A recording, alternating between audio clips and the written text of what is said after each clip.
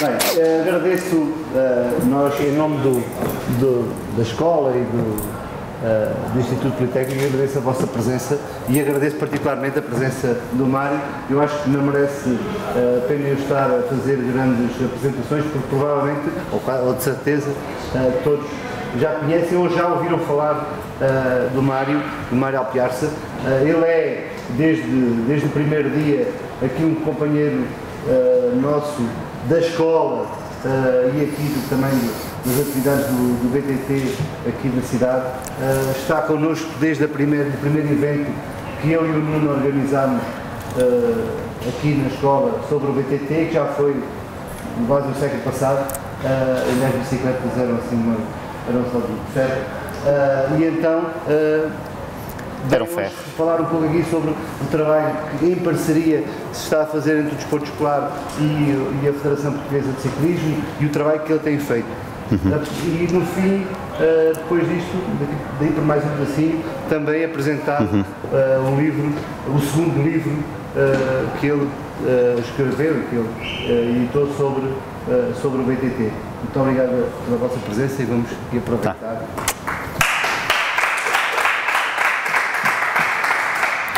Ora bem, em primeiro lugar, muito boa tarde. Em segundo, agradecer o convite do Luís Murta a estar aqui hoje presente no Congresso Ibérico. Eu sempre que tenho a oportunidade e sempre que me dão a oportunidade, eu nem penso duas vezes e se tenho a oportunidade de dizer aquilo que penso e aquilo que ando a fazer, não há muito em que pensar, é simplesmente mostrar.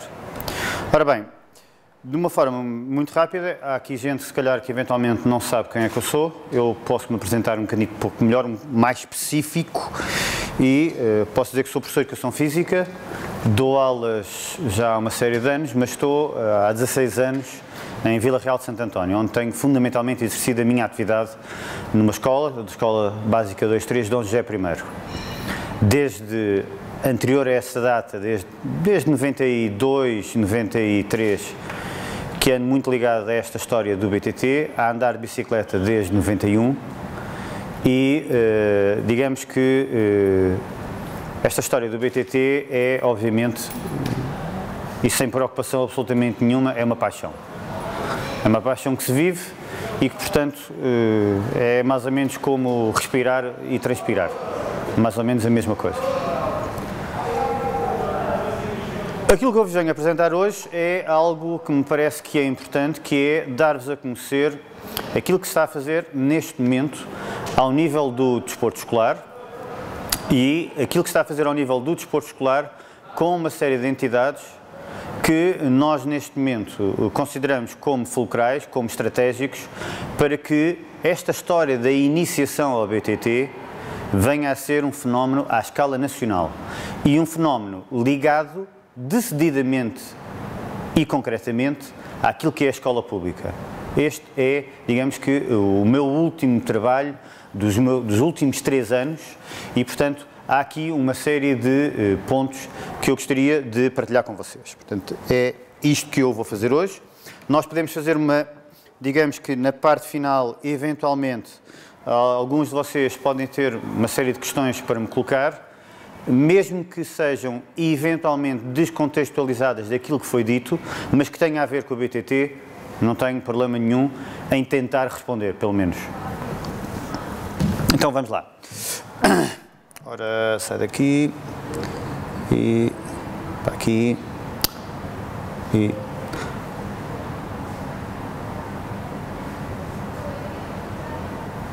Ok. Pronto, tal e qual como eu dizia, eu neste momento, dentro daquilo que são a atribuição das minhas funções na Escola de Dom José I, há uma em que eu estou diretamente relacionado com a Direção-Geral de Educação, do Ministério da Educação e Ciência, que é ao nível da Coordenação Nacional da modalidade de BTT. Isto traz-me, digamos que, uma responsabilidade acrescida daquilo que é desenvolvimento desportivo da modalidade dentro do seio do desporto escolar e, eventualmente, dentro daquilo que é a educação física. Portanto, desporto escolar, complemento curricular e educação física. Ora, aqui não é verdade? Portanto, aquilo que eu vos venho falar é iniciação ao BTT versus BTT ciclismo do cotidiano.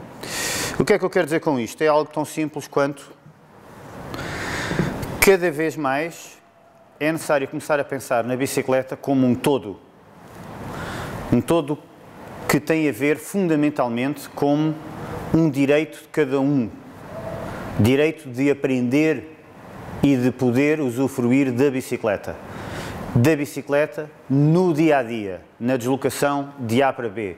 Da casa para o trabalho, da casa para a piscina, da casa para a casa dos amigos. E este novo paradigma, não temos a menor dúvida, tanto ao nível do desporto escolar, como ao nível, inclusive, da federação, porque, como vocês podem imaginar, para se avançar com um projeto, com um plano nacional de desenvolvimento de uma modalidade, se não o fazemos com a respectiva federação que tutela essa mesma modalidade, é algo que cai rapidamente na esterilidade. E, portanto, não é isso que nós queremos. Nós estamos a trabalhar diretamente com a federação e, ao nível daquilo que é, dentro do pelouro da federação, o ciclismo para todos, é neste sentido que estamos a trabalhar. Nós consideramos que é um direito e queremos pôr o máximo de pessoas a andar nas escolas, e porque as escolas não são feitas só de alunos, também são feitas de funcionários, são feitas de professores, são feitas de encarregados de educação, nós queremos atingir todos. A ideia é começar a atingir, é através da escola nós conseguirmos que, digamos que uma revolução se inicie. Como é que nós eventualmente conseguimos avançar? É este. Tal e qual como eu estava a dizer, a ideia é, neste ciclismo para todos, aquilo que nós queremos é dar determinadas competências de forma a que as pessoas comecem a perceber que podemos deslocar-nos de A para B. E que esta história da bicicleta não é, sem a menor dúvida, um alegre, saudável e seguro meio de transporte. Nós temos alguma tendência a pensar que, sistematicamente, que a bicicleta não é segura. Eu ouço falar muito mais gente a morrer nas estradas de choques e de carros espatifados do que propriamente bicicletas. Aquilo que nós temos que fazer de uma vez por todas, ao nível das bicicletas, do utilizador da bicicleta, é impormos. Nós, neste momento, como vocês sabem, o Código da Estrada alterou, há uma série de novas regras que, no fundo, nos dão algum apoio. No entanto, existe um problema, que é um problema complicado, que é a divulgação dessas mesmas novas regras. Parte de um princípio, o Estado parte de um princípio errado, que cada vez que há alguma coisa que sai de novo, toda a gente tem que saber. Se não se divulga, não se sabe. E se não se sabe, não se pratica. Se não se pratica, podemos ter problemas. E o problema é que também, e aí sim, a bicicleta é, digamos que, o elemento mais frágil, é o elo mais fraco. E normalmente arranjamos sempre problemas para nós. Mas falo de BTT de iniciação, ou BTT do cotidiano, e BTT, ou iniciação ao BTT, porque é isto que nós queremos começar a transmitir às nossas crianças. BTT porquê? Porque é a bicicleta mais versátil. É aquela que permite praticamente qualquer tipo de deslocamento. Quem faz BTT sabe isto. A bicicleta de estrada também permite, mas é menos versátil. A BMX, muitos miúdos têm BMX, mas a BMX tem um problema complicado, que é que cada vez que há ligeiramente subida e descida, as coisas complicam-se. E não dá para todas as idades. Não me dá muito jeito a mim agarrar numa BMX e ir para a escola. Mas uma BTT se calhar dá-me mais jeito. Não é? Aliás, eu posso dizer, eu sou a prova provada que vou de bicicleta para a escola e venho de bicicleta para casa. Sistematicamente. Muito raramente utilizo o carro.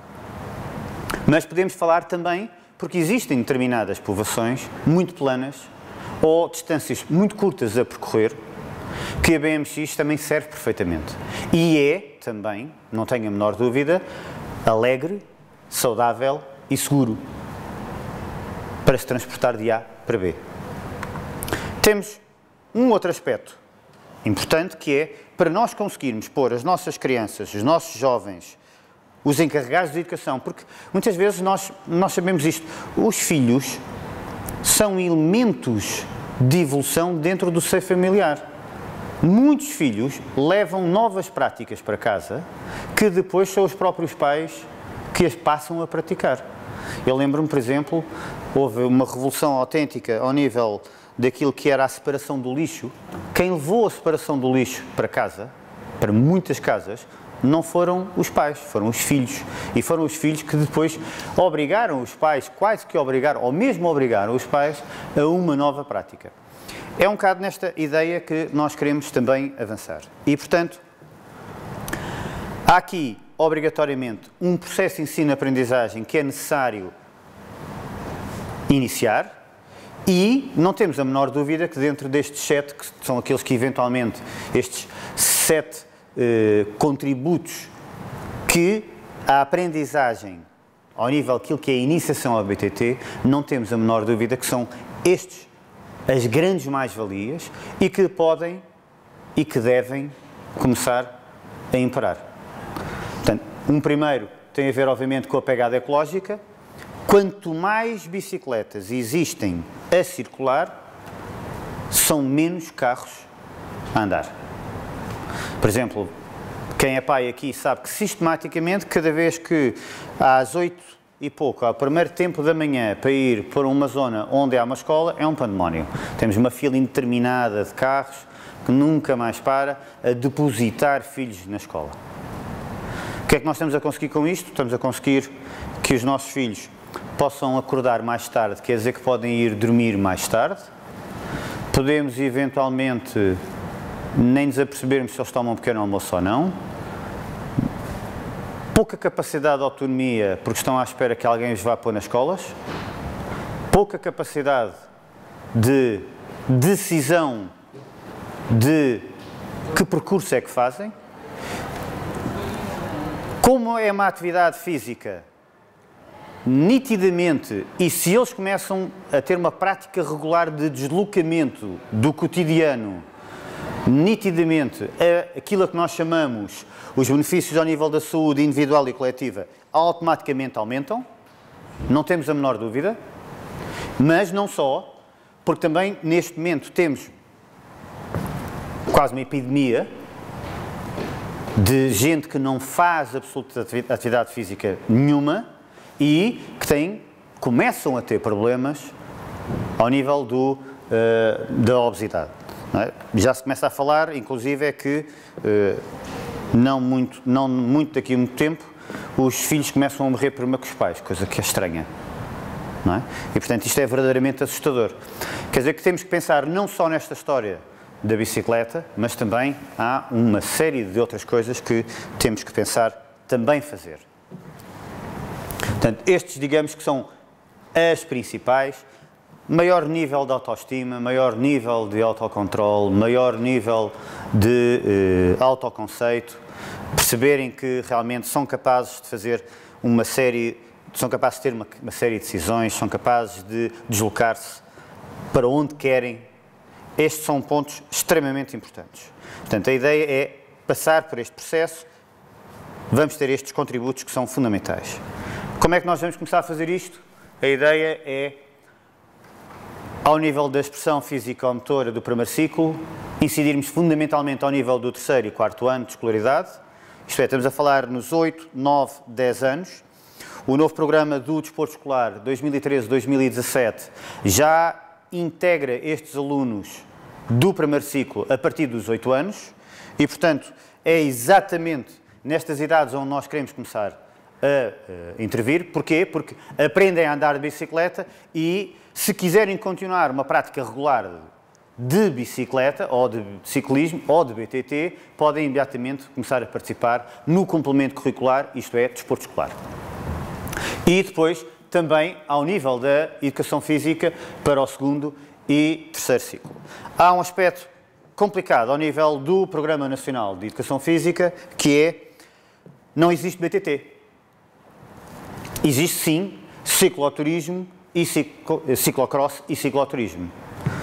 Percebamos, nenhuma modalidade, nem o ciclocross, nem o cicloturismo, tem expressão, ou tem significado, ou é útil para crianças ou jovens. O que é verdadeiramente, neste momento, útil, necessário e desejável é um BTT utilitário.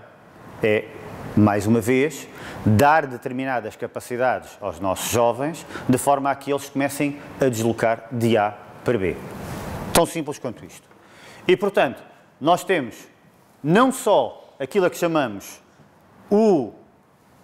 a educação física ao nível do primeiro ciclo, a educação física ao nível do segundo e terceiro ciclo, e partiríamos de um princípio que, para ser BTT utilitário, quando se passa por este processo de primeiro ciclo, que são 2 anos, mais 2 anos de segundo ciclo, mais 3 anos de terceiro ciclo, o jovem ou a jovem estão mais do que preparados para se movimentarem, em princípio, em espaço urbano. E têm já a capacidade técnica e discernimento para estarem a movimentar-se numa rede urbana. Temos depois o complemento curricular. E o complemento curricular, temos o desporto escolar do 3º ao 12º ano. Isto é o que se pratica neste momento. Por exemplo, lá em baixo, em Vila Real de Santo António, nós temos alunos desde o 3º ano até ao 12º ano. Praticamente percorremos alunos e alunas desde o 3º ao 12º ano. Temos aqui, então, um trabalho imenso, duro, vai ser longo, em que todas as instituições que têm responsabilidades nesta área, nomeadamente a Federação Portuguesa de Ciclismo, nomeadamente o Ministério da Educação, ao nível daquilo que é a Educação Física e o Desporto Escolar, o IMTT, que é o Instituto de Mobilidade e Transportes Terrestres, a CONFAP, que é a Confederação dos Encarregados de Educação, e inclusive também as câmaras municipais e outras instituições que neste momento também já começam a olhar para esta história da mobilidade suave como aspecto importante para os jovens. Há aqui um ponto que me parece que é fundamental, que é a formulação de um currículo de BTT, cicloturismo cotidiano, em conformidade com o ciclo de formação, e este, obviamente, é um primeiro passo. Temos agora entraves. E o principal entrave é os professores de Educação Física, a grande maioria deles, diria 90, 95, 97, 98% deles não têm formação nenhuma na área das atividades velocipédicas. Nenhuma. E, portanto, é necessário entrar aqui em algo que é muito importante, que é, há muitos professores que estão no sistema que nunca tiveram formação na área das atividades velocipédicas. E é necessário avançar com esta ideia. Mais à frente vamos ver o que é que eventualmente já está a ser feito e o que é que vai ser feito. No entanto, há aqui um aspecto que me parece importante, que é decifrar ou perceber que existem 4 pontos fundamentais neste mesmo currículo ao nível da educação física ou do desporto escolar. O primeiro, isto todos são importantes, não há aqui um mais importante que o outro, são todos importantes, porque a ideia é depois cruzá-los. O primeiro tem a ver, obviamente, com o domínio da bicicleta, seja ao nível das técnicas de condução, propulsão, através do equilíbrio, e sempre tendo em conta aquilo que são as possíveis condições de realização da atividade. Porque temos muitas condições de realização da atividade. Mais à frente, tocamos um bocadinho neste ponto. O outro ponto fundamental tem a ver com as noções básicas de mecânica e ajustamento individual da bicicleta. Porque eu tenho que ter uma bicicleta que está ajustada a mim, que é outro aspecto que normalmente é negligenciado. As bicicletas dos pais passam para os filhos e os filhos passam 2 anos assim. Ou 2 anos assim. Não é? E, portanto, é preciso ter aqui algum cuidado. O outro aspecto fundamental é a vivência do cumprimento das regras e sinais de trânsito de todo terreno. Isto é, nós temos alguma tendência a dizer, epá, mas eu ensinei-lhe o stop.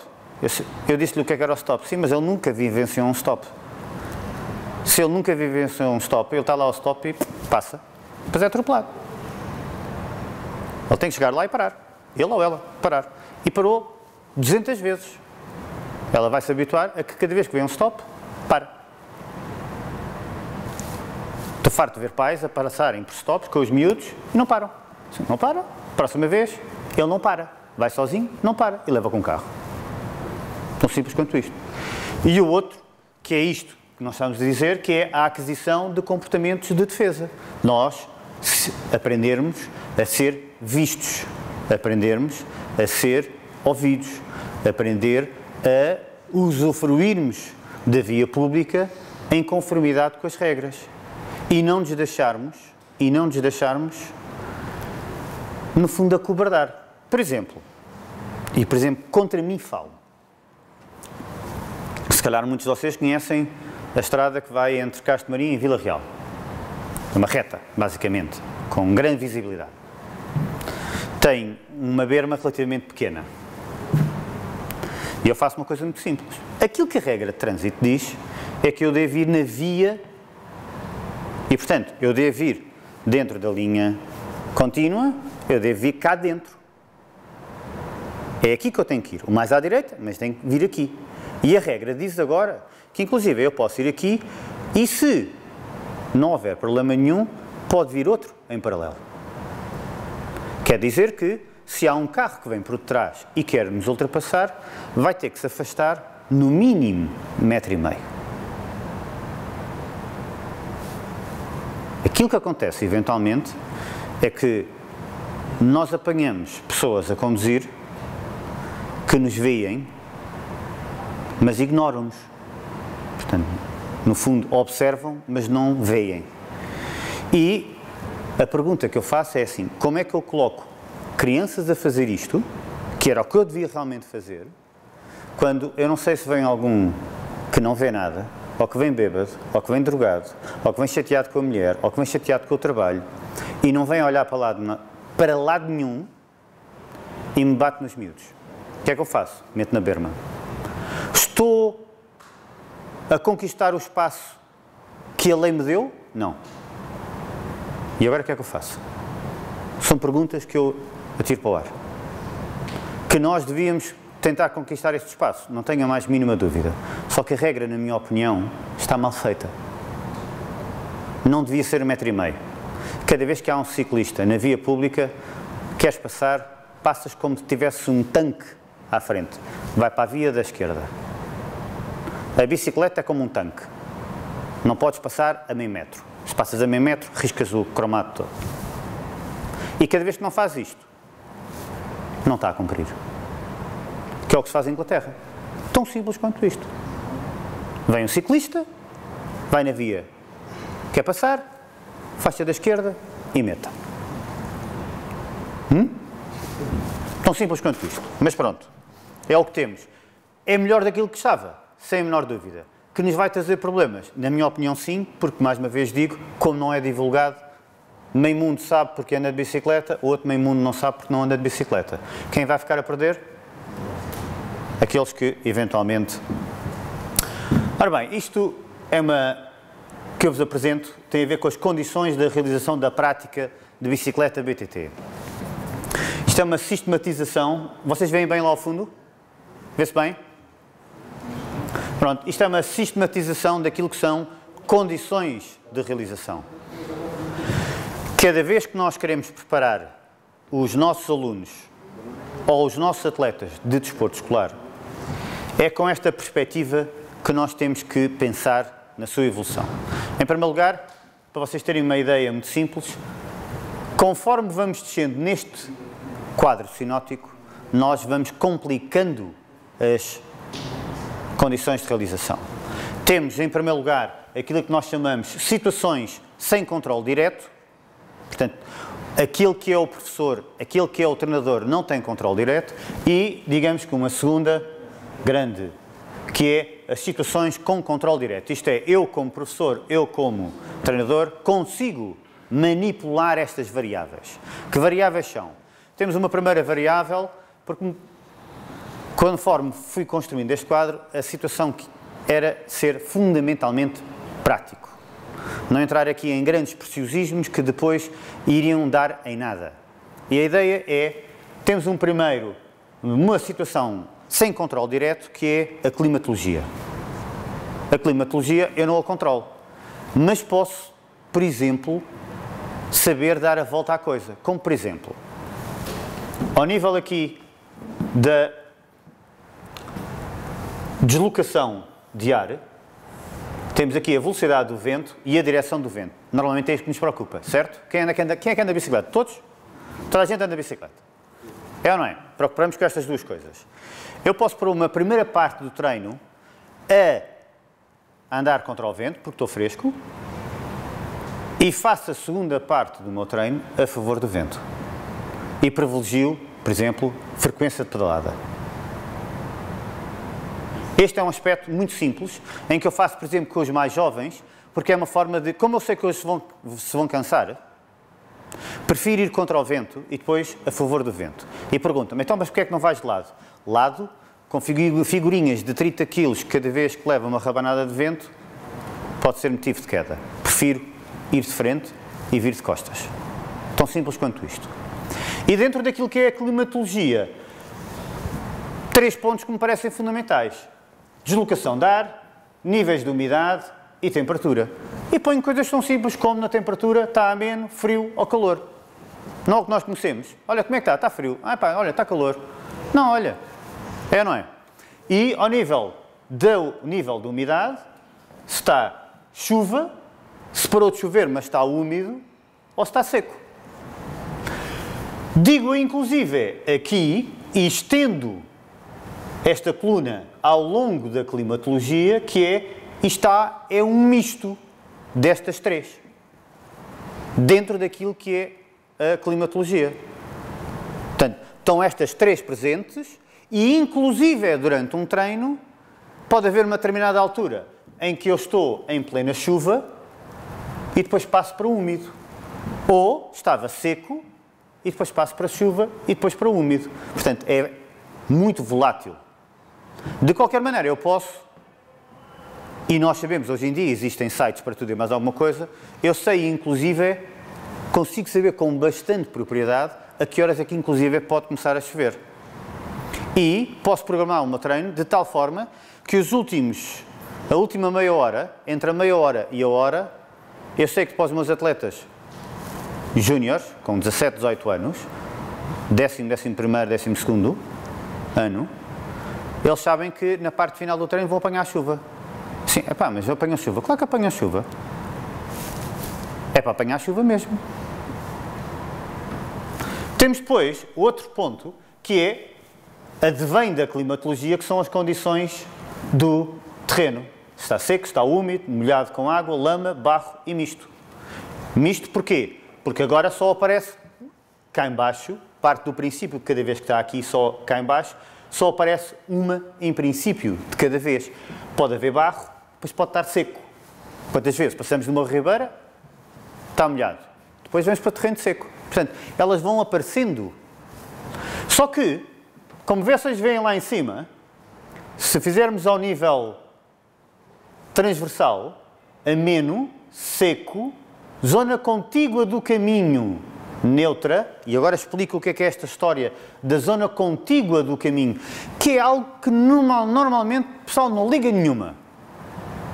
Que é, só estamos preocupados com o caminho, não é? Cada vez que andamos. É? Não é? Não é? Porque deste lado há uns arbustos, não tenho problema absolutamente nenhum com os arbustos, mas deste lado é uma ravina com 30 metros. Por isso falo em neutra, a pouco ameaçadora ou ameaçadora.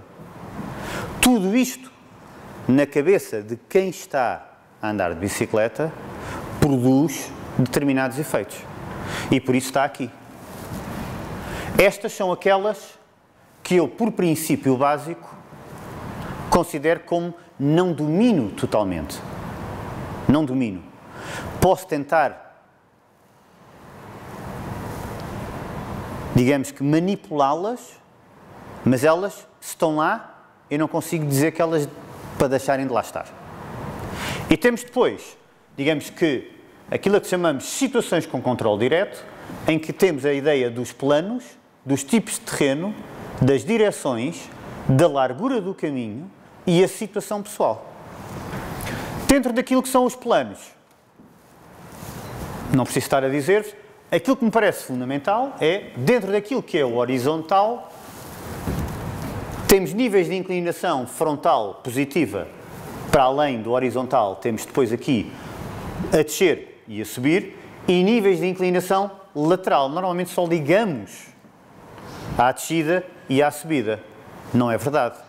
Nós podemos ter descida e aqui. Ou aqui. E, portanto, é necessário, como eu vos digo, cada vez que nós vamos dar treino técnico de condução, de propulsão aos nossos alunos ou atletas, é neste quadro que nós temos que pensar. E conforme vamos descendo, vocês reparam que é cada vez mais complicado. O nível de complexidade é cada vez mais elevado. Temos depois também os tipos de terreno. Reparem, ponho coisas simples, alcatrão, cimento, e acabamos, inclusive, aqui, com aquilo que nós chamamos os North Shores, coisas extremamente complicadas. O pó, quem já andou no pó, a descer, que faz rego, e que não sabemos onde é que estamos a andar, sabem a dificuldade que é. Porque depois eu ponho pó, com drops, com uma zona ameaçadora, aqui já não pode ser, e em que a velocidade, por exemplo, do vento é complicada. E está frio. Estamos a perceber como é que é o quadro? Hã? E temos depois ainda as direções. Curva à esquerda, curva à direita, com vários ângulos e níveis de inclinação lateral que pode ser positiva, com relevé, ou precisamente o contrário. Não é? Hoje em dia, quem vê provas de BTT, ou quem vai vivenciar provas de BTT, sabe que tudo isto está lá. É, não é? E temos depois ainda largura do caminho, que vai desde a estrada, largo, um polidesportivo, que aprendemos a andar aí. Nós temos um programa lá em baixo, em que as crianças, ao sábado à tarde, que têm possibilidade de, que querem aprender a andar de bicicleta, vão simplesmente aprender a andar de bicicleta. E temos até, e mais uma vez, porque a largura do caminho pode haver uma determinada zona que estamos num trilho, não é? Um single track, aquilo que chamamos de um single track, um trilho, e pode ter regos, pode ter uma dupla via, tripla, ou pode ser, por exemplo, uma estrada. Por fim, temos aquilo que nós chamamos de situação pessoal, que é aquilo que nos interessa muito também dar às crianças, que é elas, com os seus comportamentos de defesa, adquirem também comportamentos de ataque. Ao aprender a ser defensivo, eu também aprendo a ser, por exclusão de partes, a ser, digamos que, ofensivo. Nós temos a primeira situação, que é a situação de aprendizagem. Temos depois uma segunda, em que agora já ando com outros ciclistas. Vou complicando aquilo que nós chamamos a incerteza do envolvimento, vai em crescendo. Depois passamos para acompanhado com ciclistas e outros veículos. Aqui já estamos a introduzir aquilo que nós chamamos de circuitos de prevenção rodoviária, regras e sinais de trânsito.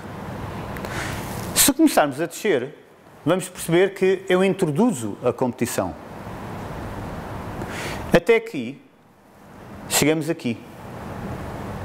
Quando nós chegamos aqui, percebemos porque é que muitas vezes há atletas portugueses que são excelentes atletas, excelentes, e chegam a provas internacionais e têm grandes dificuldades em fazer bons lugares. É fundamentalmente porque ao nível daquilo que eu treino no seu global, isto não está adquirido. O que é que eu quero dizer com isto? É muito fácil, numa prova, eu meter-me à frente numa prova que tecnicamente é muito exigente, meter-me à frente, desandar e não tenho que passar ninguém.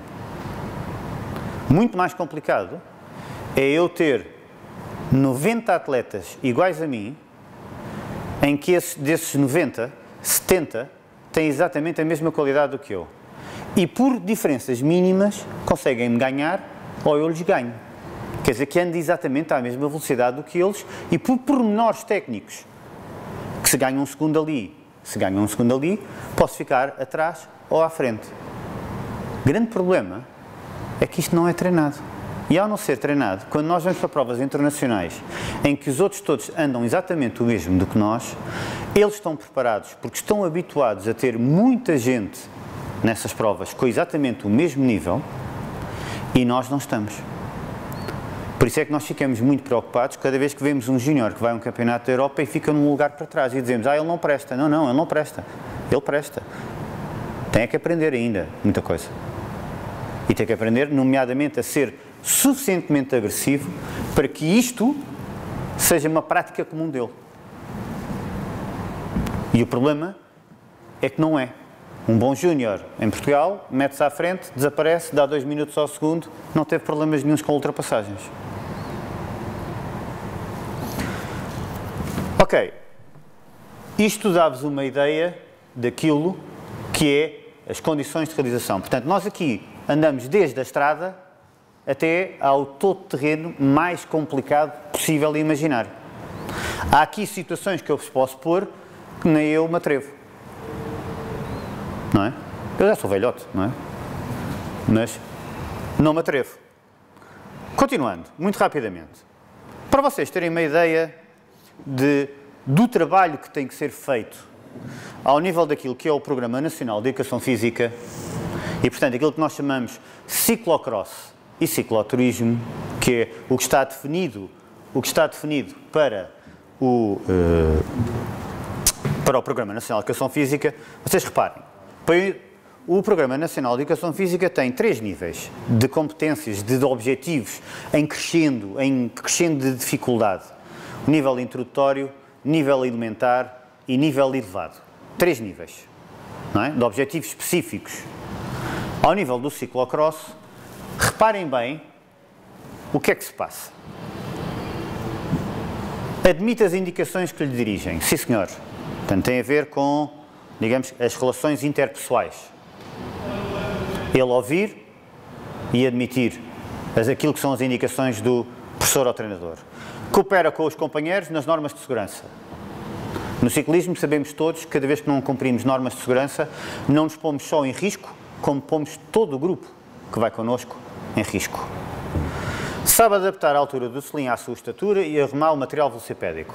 Isto é o mesmo que eu meto o selim para a altura que é a minha e vou e guardo a bicicleta. Reparem bem, eu estou-vos a dizer isto e quem anda de bicicleta começa a pensar, epá, mas isto, quantas aulas? E agora reparem, conhece e cumpre as regras e sinais de trânsito para velocípedes sem motor. Isto é, aquilo que o programa diz é que só interessa saber as regras e sinais de trânsito para os velocípedes sem motor. Isto é, mantemos na ignorância aquilo que é regras e sinais de trânsito para os outros veículos. Não sabemos. E realiza um trajeto com determinadas destrezas simples, nomeadamente, e agora reparem bem as destrezas, desmonta e monta em andamento. Agarra um objeto num plano inferior e coloca num plano superior. Trava e mantém o equilíbrio estático. Não diz por quanto tempo, diz por algum tempo. Faz um slalom. Esquerda-direita, esquerda-direita, esquerda-direita. Um pequeno percurso. Sem as mãos a agarrar, sem as mãos no guiador. Isto é o nível introdutório. Portanto, para um aluno que está a aprender a andar de bicicleta, nós damos isto mais ou menos, eu digo sinceramente, que dou isto mais ou menos entre 2 aulas e 50 minutos. 2 aulas e 50 minutos eu resolvo isto. E a pergunta que eu vos faço é, está preparado para ir para a rua? Não está. Todos nós sabemos que não está. É preciso muito mais. No entanto, eles partem do princípio que agora podem ir. Porque está a dizer que é cicloturismo e ciclocross, cicloturismo é para ir para a rua. Cicloturismo é para ir para a rua. Como a bicicleta, inclusive, é de estrada. Portanto, é preciso fazer algo aqui. O que é que nós estamos a pensar fazer? Antes disso. Sendo eu coordenador nacional, uma das coisas que me parece importante é eu também mostrar-vos alguns números. Parece-me que é importante. Estes são os números das escolas da Direção de Serviços Regionais do Norte, do Centro, Lisboa, Val do Tejo, Alentejo e Algarve. Portanto, existem cerca de 60 escolas no país com 74 grupos de equipa, quer dizer que há escolas que têm obrigatoriamente 2 grupos de equipa de BTT e há 63 professores a nível nacional a trabalhar no BTT do desporto escolar. Tão simples quanto isto. Podemos ver que a Zona Norte é aquela onde basicamente metade dos grupos de equipa estão lá. Basicamente metade. Depois existem mais ao nível de Lisboa e Val do Tejo. Seguido do Algarve, do Alentejo e depois do Centro. Centro, se vocês me perguntarem se existe aqui tanto o Alentejo como o Centro, é uma espécie de marasmo. Isto é, onde eventualmente existe menor densidade populacional, onde eventualmente, se calhar seria mais fácil começar a andar de bicicleta, é exatamente onde há menos. Portanto, estamos a falar no Alentejo baixo, médio e alto. E há apenas 6 grupos de equipa. Apenas 6. Naquela franja toda de Coimbra, Aveiro, Viseu, até Freixo para a Cinta, para aí, não é? 5. E por mais incrível que pareça, concentram-se todos em Aveiro, na zona de Aveiro. Quer dizer que alguma coisa tem que ser feita. Alguma coisa tem que ser feita. E o problema vai se resolver, ou vai começar a ser resolvido, fundamentalmente, dando aos professores aquilo que é fundamental para que eles comecem a perceber que a bicicleta é fundamentalmente um meio de deslocação. E é um meio de deslocação que nos leva a uma nova realidade. E essa nova realidade é aquela que nós queremos construir, isto é, menor pegada, combate à obesidade, combate ao sedentarismo, maiores níveis de autonomia, maiores níveis de saúde pública e individual. Se nós pensarmos assim, eventualmente vamos conseguir trabalhar. Portanto, ao nível do Algarve, reparem, 8 escolas, por acaso não está mal distribuído, porque está distribuído de Sotavento para Barlavento. E, portanto, Centro está, digamos que, bastante bem distribuído. Mas, por exemplo, Lisboa, reparem que Lisboa toda tem apenas 2 grupos de equipa, tem 2 escolas, aliás, e uma escola, aquele NEE, é de alunos com necessidades educativas especiais. Portanto, são bicicletas especiais. Não é? O que é que estamos a pensar fazer?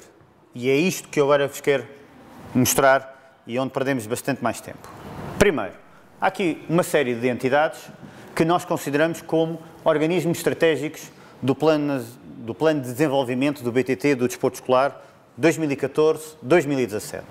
Obviamente, o Ministério da Educação, onde nós estamos integrados, neste caso na DGE, o desporto escolar está integrado na DGE e na DGEST, que é a DGE é a Direção-Geral de Educação e a DGEST é a Direção-Geral de Estabelecimentos de Ensino.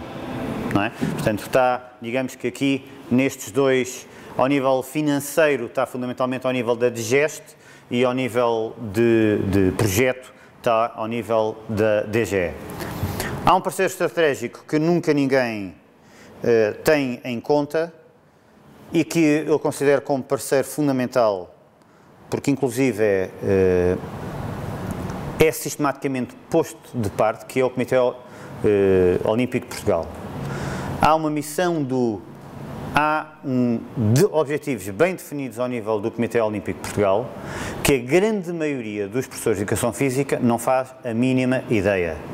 Portanto, aquilo que nós estamos a propor é o Comitê Olímpico de Portugal avançar com um kit de formação, num kit que seja não só para os professores, mas também para os alunos, de forma algo atrativo, de forma a que todos nós, dentro da comunidade educativa, possamos perceber o que é esta história do olimpismo. A maior parte das pessoas não sabe o que é o olimpismo. A única coisa que percebe são os Jogos Olímpicos. Não percebe os 4 anos entre cada Jogos Olímpicos. E é necessário dar a entender o que é que são estes 4 anos. O que é que se passa nestes 4 anos. Outro parceiro, e este sim fundamental, sem este não teria lógica, é a Federação Portuguesa de Ciclismo e as respectivas associações de ciclismo regionais. Aqui no Alentejo, penso que ainda não há APA, não, mas está a ser formada. Penso que está a ser formada em Évora, não é? Com o Gaguesmo, não é? Pronto. É um aspecto que é fundamental e penso que vai agora avante. Há outro aspecto importante que é o Instituto de Desporto de Portugal e Juventude. Porquê?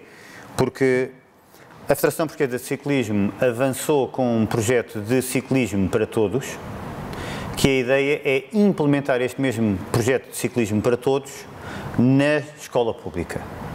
E consegue não só a aprovação, mas também financiamento por parte do Instituto de Desporto de Portugal e Juventude. O Instituto de Mobilidade e de Transportes é um parceiro fundamental, fundamentalmente na criação de kits e de formação na área da prevenção rodoviária, segurança e prevenção rodoviária e também aquisição de comportamentos de defesa.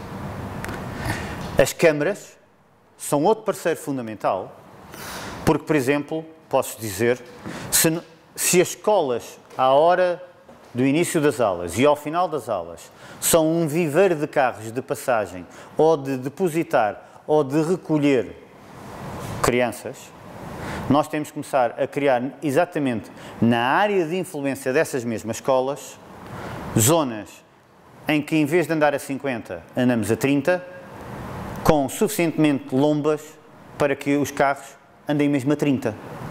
E, eventualmente, os pais começam a perceber que realmente as crianças, depois de ter formação nas escolas, podem começar a deslocar-se de casa para a escola e da escola para casa de bicicleta. E estas filas intermináveis deixam de existir. Falamos também aqui em empresas de seguros, porque há aqui um aspecto que tem a ver com o seguro escolar, que é, na minha opinião, uma verdadeira aberração. E digo aberração. Quando me mandarem, tenho quanto tempo? Não. Rápido. Acelero. Que é uma aberração e explico-vos porquê. Porque aquilo que o seguro escolar diz, que é um despacho conjunto entre o Ministério das Finanças, o Ministério da Educação e o Ministério da Saúde, diz qualquer coisa do género que cada vez que uma criança que vai para a escola, vai no trajeto casa-escola, escola-casa e vai em cima de um velocípede sem motor, existe imediatamente a exclusão da garantia do seguro. Quer dizer que a criança não está segura. Portanto, aquilo que o Estado deveria dizer é: nós queremos que as crianças andem de bicicleta. Aquilo que o Estado está a dizer é: nós não queremos que as crianças andem de bicicleta. Mas sim. Depois temos aqui ainda lojas de venda de material velocipédico e, eventualmente, outras empresas patrocinadoras. Ora bem, o que é que nós queremos então fazer?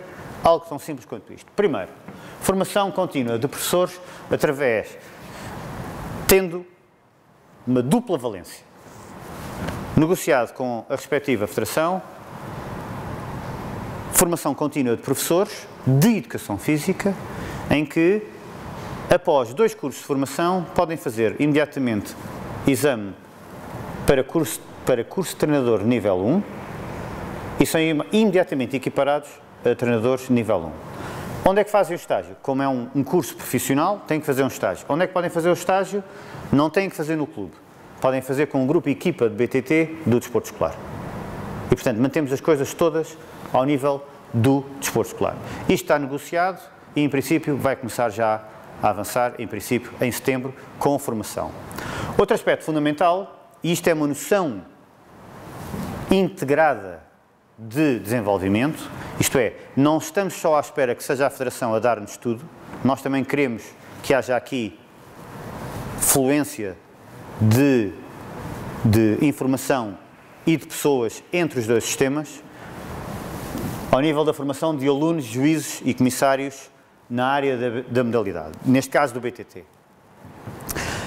O ajuizamento de provas de ciclismo é extremamente complicado, é extremamente diverso. Como vocês sabem, a Federação Portuguesa de Ciclismo tem uma série de modalidades que são muito diversas e algumas delas muito complexas, mas se nós nas escolas, nos grupos de equipa de BTT, começarmos a dar formação aos jovens, na área da BTT, eles começam a perceber como é que o ajuizamento de provas se inicia. Estamos a falar com miúdos e miúdas de 15, 16, 17, 18 anos. A ideia é alguma dessa formação, a partir dos 17, 18 anos, começar a ser dada pelos próprios comissários da Federação. Para quê? Para começar a fazer uma ponte de, em vez de aparecerem comissários sem formação nenhuma na área das atividades velocipédicas e do ajuizamento de provas, estes mesmos alunos fazerem uma passagem tranquila do sistema escolar, desportivo escolar, para o sistema desportivo federado. Este parece que é um ponto fulcral. Outro tem a ver com o quadro competitivo do desporto escolar. O quadro competitivo do desporto escolar, até ao momento, ainda não tem quadro competitivo nacional. Até há relativamente pouco tempo, havia só pequenas provas de desporto escolar de BTT. Há 2 anos elaborou-se um novo regulamento e este regulamento diz que é para fazer provas de XCO.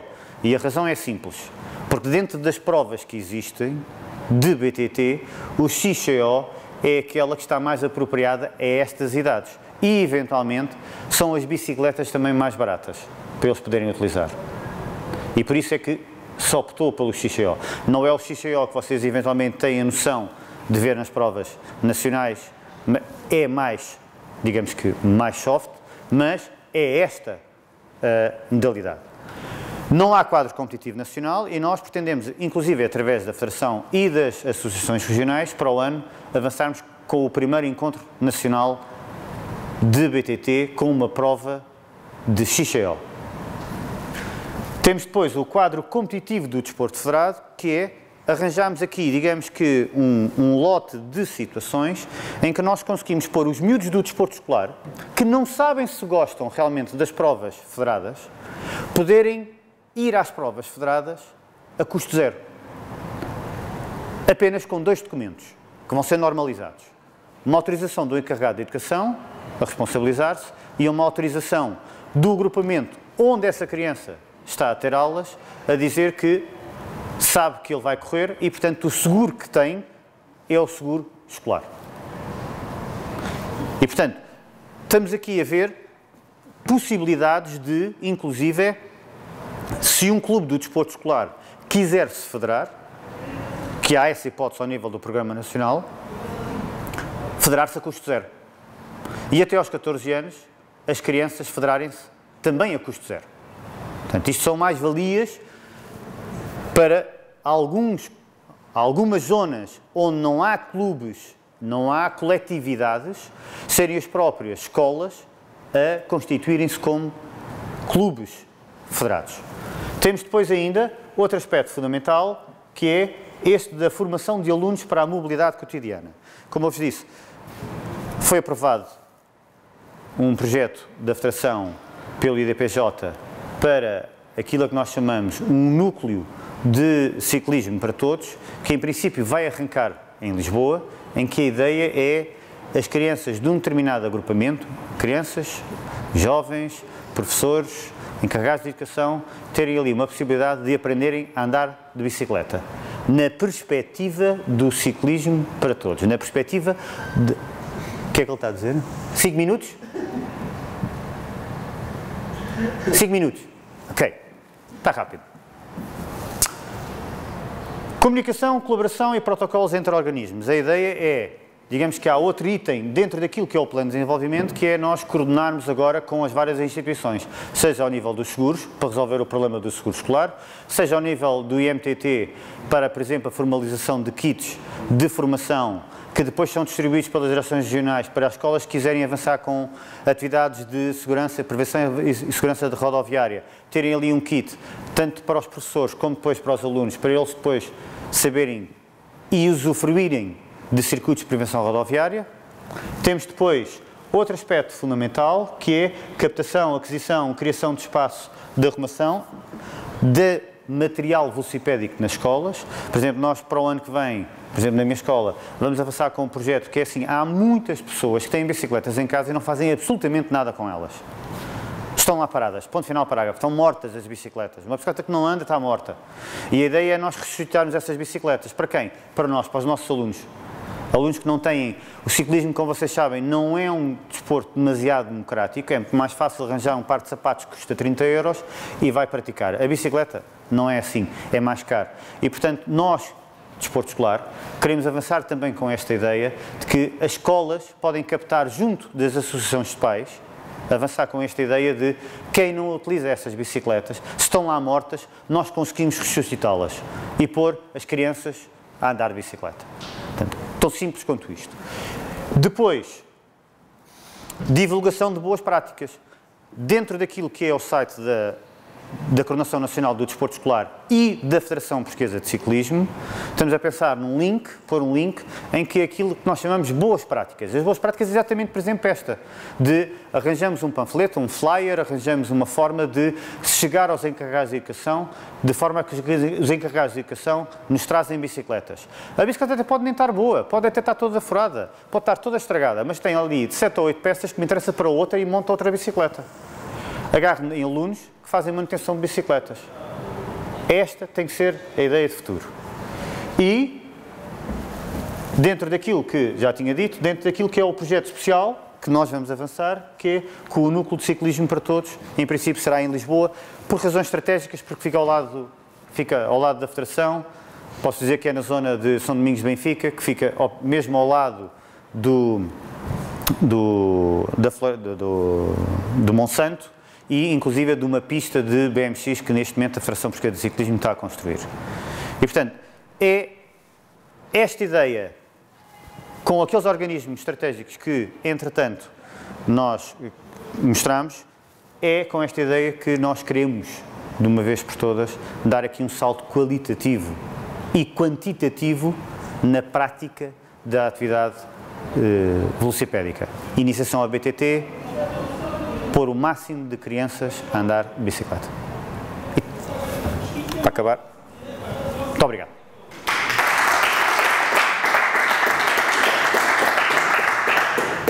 Muito obrigado.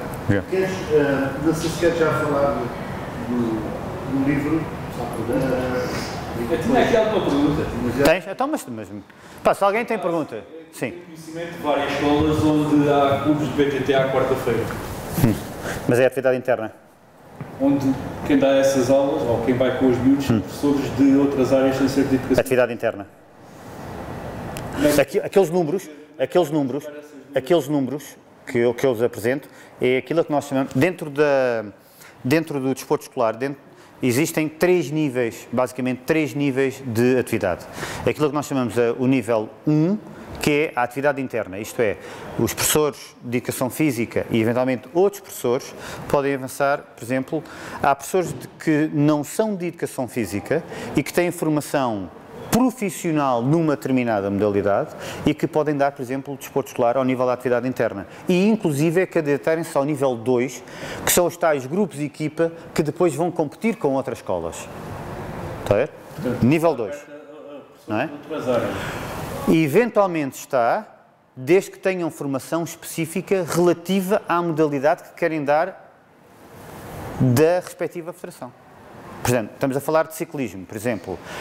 Se há um professor de educação musical que tem o curso de treinadores de nível 1, pode, e se quiser, candidatar-se a vir a ter, no próximo ano letivo, um grupo equipa de BTT, atividade 2.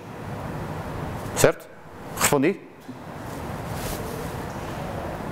Uma pergunta à parte. Acha que o facto do Rui Costa ter sido campeão do mundo aumenta o... Não tenhas a mais mínima dúvida. Não? Se você tem notado o número de praticantes aumentar...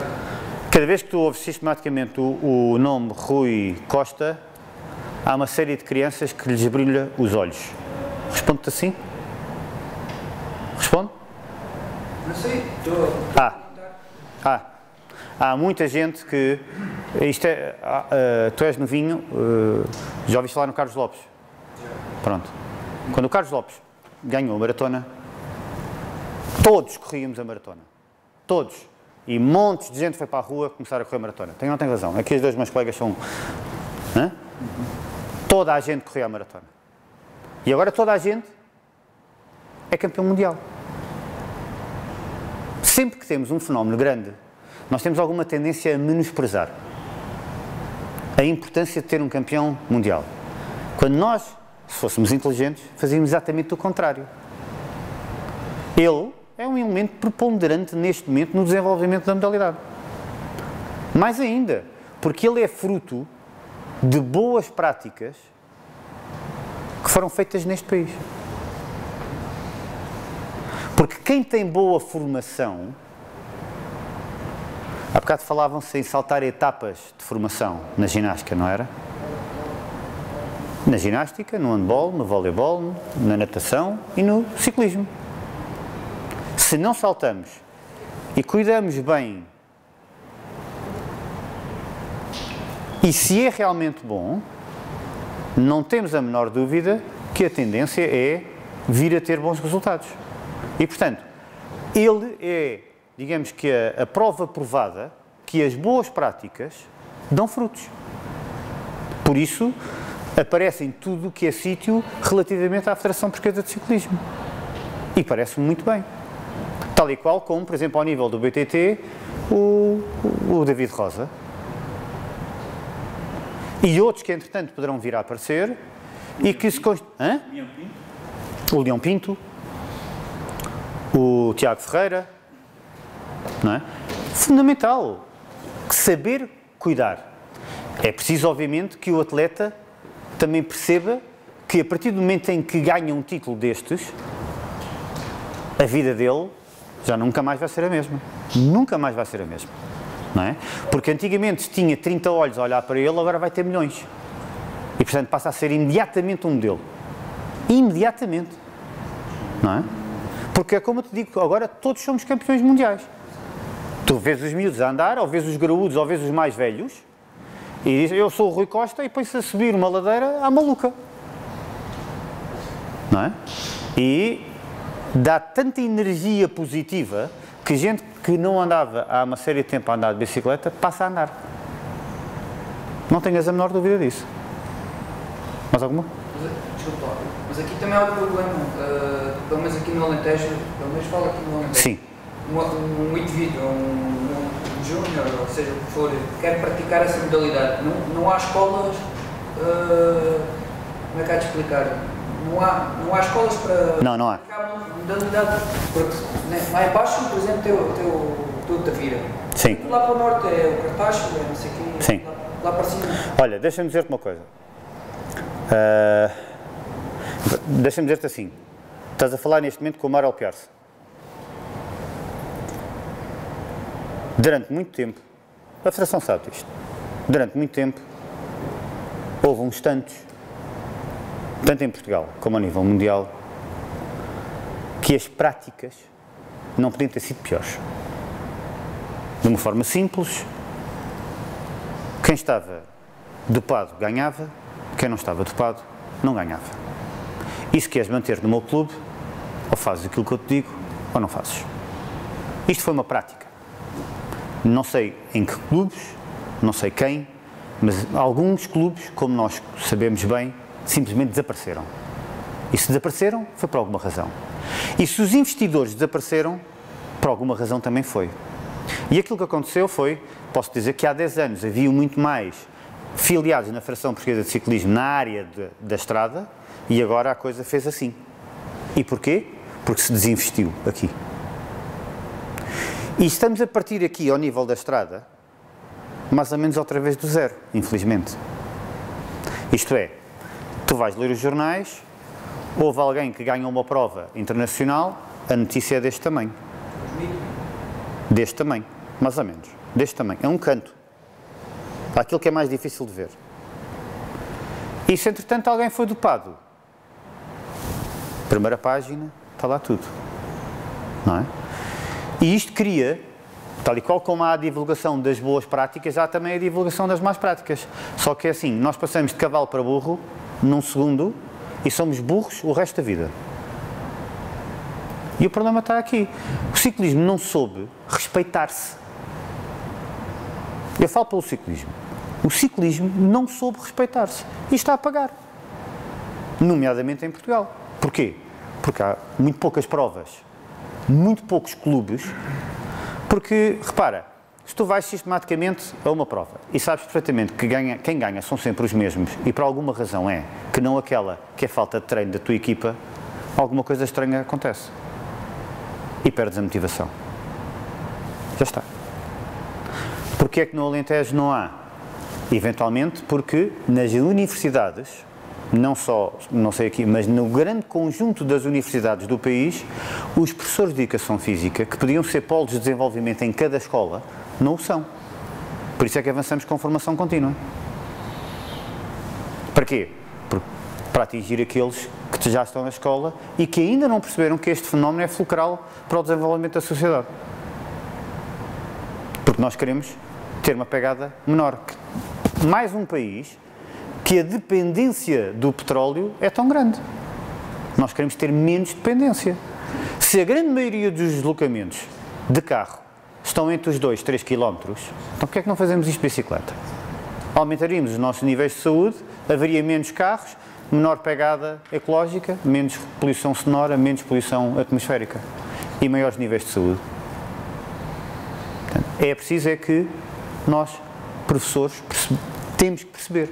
Não estamos despertos para isto.